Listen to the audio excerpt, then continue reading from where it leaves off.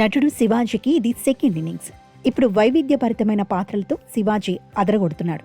First ఇన్నింగ్స్లో Kannada remake Taj మహల్ను తెలుగులో నిర్మించి చేతులు కాల్చుకున్నాడు శివాజీ.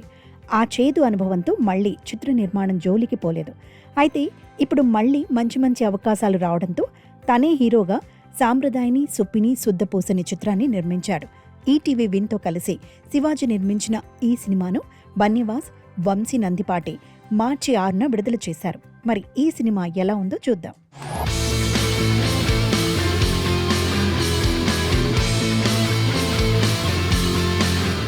శ్రీరామ్ హార్స్లీ హిల్స్లోని గ్రామ సచివాలయంలో అధికారి. నీతికి నిజాయితీకి మారుపేరు.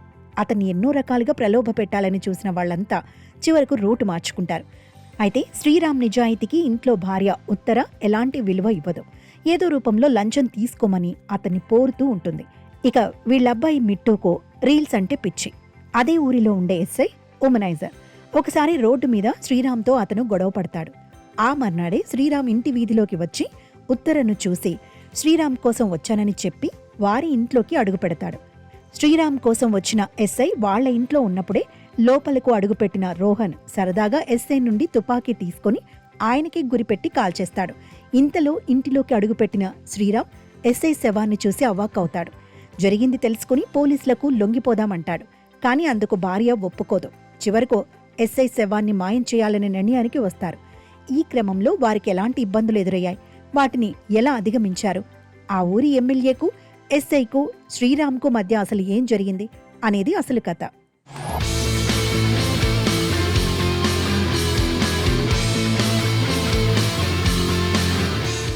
పైకి అమాయకంగా కనిపించే భార్యలు ఆపత్కాలంలో ఎలా క్రిమినల్ నాలెడ్జ్తో వ్యవహరిస్తారు, కుటుంబం ఇబ్బందుల్లో ఇరుక్కోకూడదని భావించే భర్తలు ఎలాంటి సాహసాలకు సిద్ధపడతారు, పిల్లలు అమాయకంగా చేసే పనులు ఎలాంటి విపరీతాలకు దారితీస్తాయి అనేది ఈ సినిమాలో చూపించారు. దీన్ని చూసి ఎంజాయ్ చేయాలి తప్పితే కథగా చెప్పడం చాలా కష్టం. ఈ కథను శివాజీకి వివరించి ఆయనతో సినిమాను నిర్మించేలా చేసిన దర్శకుడు సుధీర్ శ్రీరామ్ను అభినందించాలి. అనుకోకుండా చేసిన హత్య, మృతదేహాన్ని మాయం చేయడానికి పడే తిప్పలు, ఇలాంటి కథాంశంతో గతంలో కొన్ని సినిమాలొచ్చాయి. అయితే ఇలాంటివి ఓటీటీ వీక్షకులకు నచ్చినట్టుగా థియేట్రికల్ ఆడియన్స్కు పెద్దంతగా ఎక్కవు.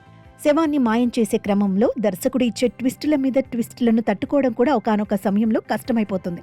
ఇన్ని ట్విస్టులు అవసరమా అనే భావన ప్రేక్షకులకు కలుగుతుంది. ప్రథమార్థం బాగానే ఉన్న ద్వితీయార్థంలో కథంతా అక్కడక్కడే తిరుగుతున్నట్టు అనిపిస్తుంది. ఇక బండ్ల గణేష్పై చిత్రీకరించిన పాయా పాటను కథలో ఇమర్చలేక ఎండ్ టైటిల్ సమయంలో వేశారు. ఇప్పటికే ఆ పాట యూట్యూబ్లో ట్రెండింగ్లో ఉండటంతో దాన్ని మరోసారి ఓపికగా చూసేవారు కరువయ్యారు.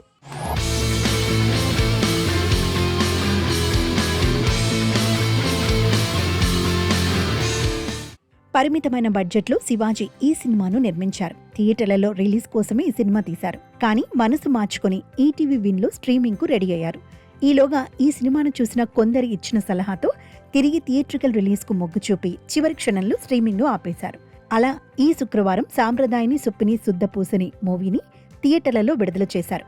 నిజం చెప్పాలంటే ఇది ఓటీటీ మూవీనే. ఆ నిర్ణయానికే మేకర్స్ ఫిక్స్ అయిపోయి ఉంటే బావుండేది.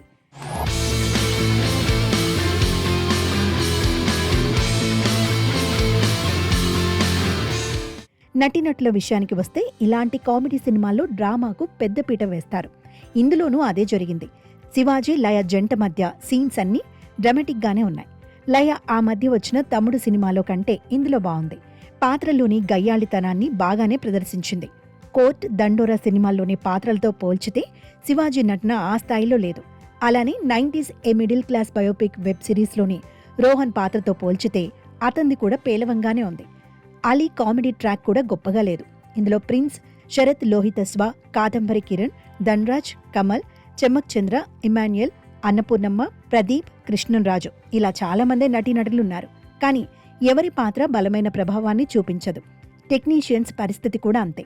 నిర్మాతగా శివాజీకి ఇది సేఫ్ ప్రాజెక్ట్ కావచ్చు, కానీ మూవీ అంచనాలను విడుదలకు ముందు పెంచేయడంతో ఆశించిన స్థాయిలో లేదని అసంతృప్తి ప్రేక్షకులను వెంటాడక మానదు.